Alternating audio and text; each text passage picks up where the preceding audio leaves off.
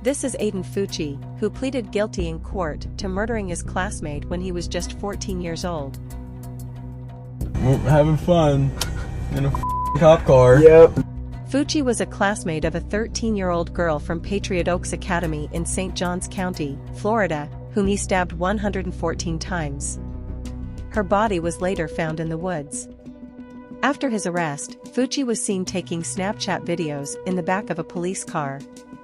This video now shows Fucci and his parents in the interrogation room. The Snapchat that you did, those numbers. It's all over. You're all over the internet, Negor. This is seriously. This is very serious. This is no joke. This is your whole life. Your whole life. And ours. And ours. A video presented by prosecutors allegedly shows Fucci and the girl walking together shortly before her murder. Approximately 90 minutes later, the footage captures Fucci reportedly running away from the area where her body was discovered. 114 stab wounds, 49 defensive wounds, 35 wounds to the head and neck, 29 to the back and shoulder, and 6 fatal wounds. After Fucci pleaded guilty to first-degree murder, the judge proceeded to deliver his sentence. Having entered a plea of guilty to the crime of first-degree murder, I sentence you to life in prison. Because of your age, you are eligible for review of the sentence in 25 years.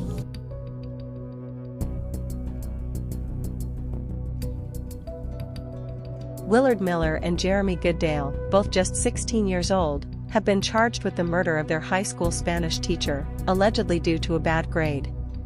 We then moved her off of the trail, where I then struck her, and she died as a result.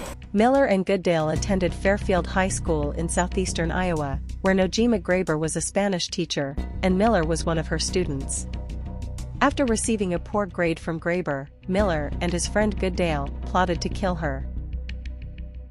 We discussed a general plan. I'll stand up here, look out, wait for Miss Graber to show up. Graber went for her regular walk at Shadow Walk in City Park, where the boys, aware of her routine, waited to ambush her.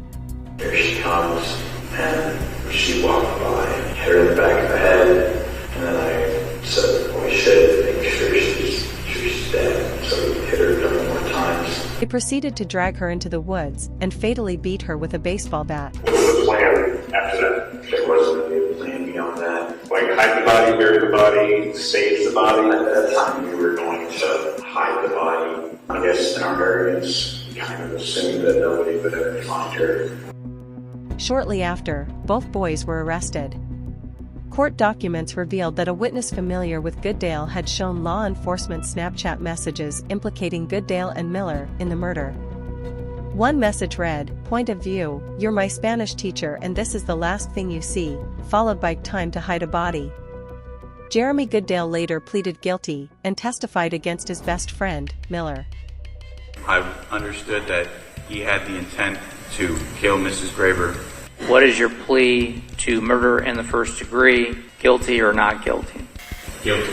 This is the moment when Goodale has the chance to speak before his sentencing. I've had time to think on what to say, and I'm sorry, truly sorry. Every day I wish I could go back and stop myself. I can't comprehend losing a loved one in such an awful way.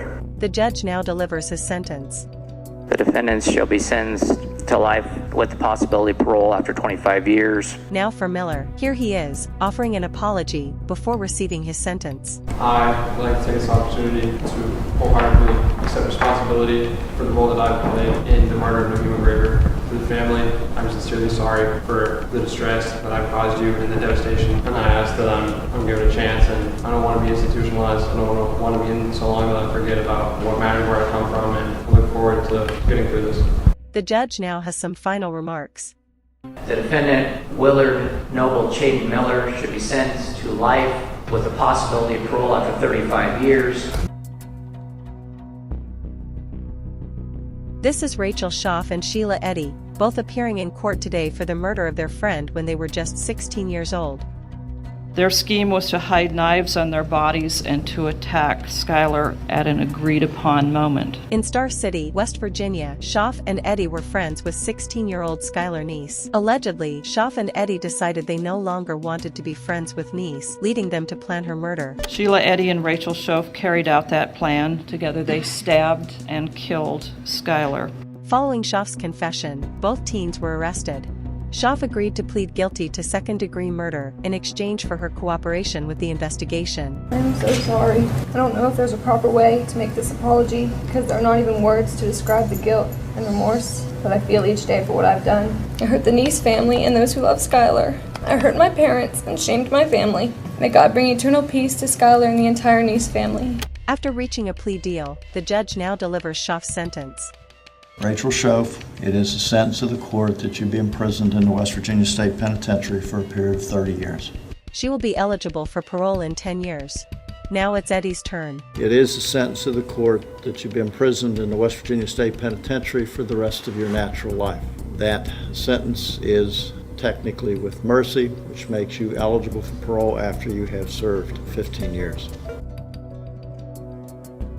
This is Mackenzie Shirilla, a 17-year-old who was convicted of murder for causing a car crash that killed her boyfriend and his friend. Mackenzie decided death was the ultimate goal that day. This was not reckless driving. This was murder.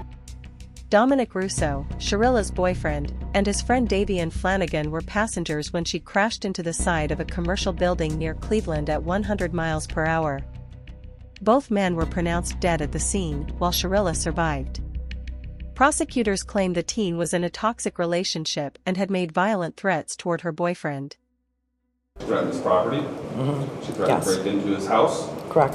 It was reported that she intentionally crashed her car with the aim of killing her boyfriend, while his friend was merely collateral damage. The prosecutor stated that the video made her intent clear, emphasizing that there was only one goal. You see her driving very calmly and making the right turn, and then all evidence indicates she immediately put the pedal to the metal and drove straight into a building at 100 miles per hour. I think those really demonstrated to us that this was no accident. Allegedly, a few days before the crash, she drove the same route to plan the crime.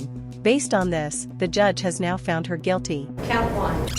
Finds the defendant, Mackenzie Shirilla, guilty of murder, to wit Dominic Russo. She rises to be placed in handcuffs, her eyes still filled with tears. Count 2. Finds the defendant, Mackenzie Shirilla, guilty of murder, to wit Davian Flanagan. Shirilla is given a chance to speak before her sentencing.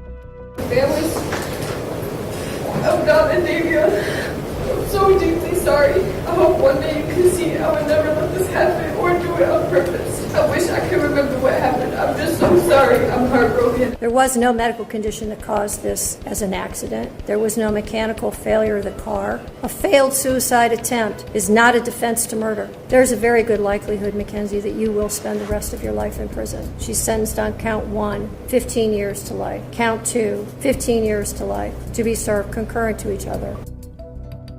The judge has sentenced her to 15 years to life in prison.